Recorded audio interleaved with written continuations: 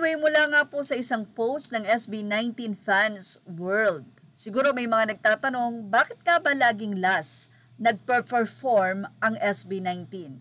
Matanong ko lang po, bakit laging huling mag-perform ang SB19 sa events at festival? Ito po ay mula sa tanong ni SB19 Fans World at ginamit yung photo rito ay ang photo ng bench. Anyway, ready nga pong sumagot ang mga fans dyan. Ang ilan ay sinabing, save the best for last. Kung hindi nyo po naitatanong, at for sure, kahit hindi natin ito tanongin, alam natin ng SB19 ay isa sa highest paid P-pop dito sa ating bansa o sa Pilipinas.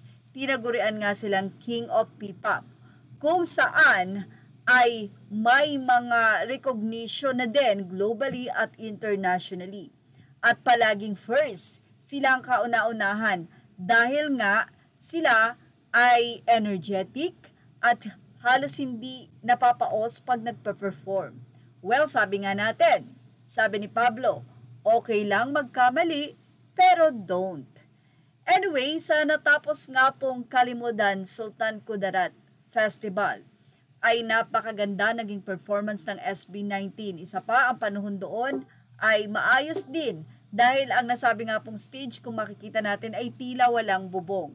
Pero sa Cebu ay inulan nga po ang aurora. Gayunpaman, nagtiis ang mga fans na panuurin ang SB19 at antayin kahit nga ito ay inabot pa ng alas 12 at anumang oras. Ngayon, ang tanong, bakit nga bang laging SB19 ang huling nagpa-perform sa lahat ng invited events nila?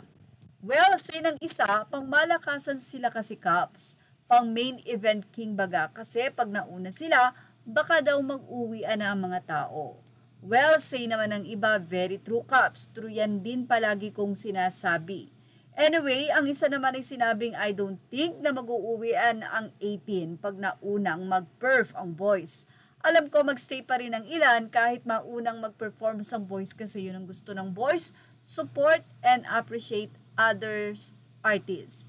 Pero narito pa ang ilang naging komento ng netizen na reason bakit ka ba laging last nag-perform ang SB19.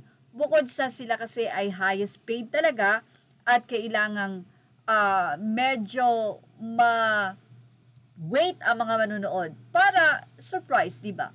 Ang sabi ni Fer Ramirez, ang huling performer ay usually ang biggest attraction ng isang show. Pag nilagay mo ang pinakasikat sa gitna, lalayasan ng audience yung susunod, especially kung hindi ganoong malakas ang hatak nito.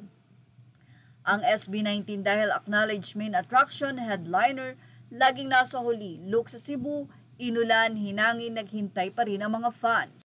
Mula naman kay Corn 18 SBja, aniya sa Sultan Kudarat, Kalimudan din, last din silang mag-perform kasi nga sila yung pangmalakasan.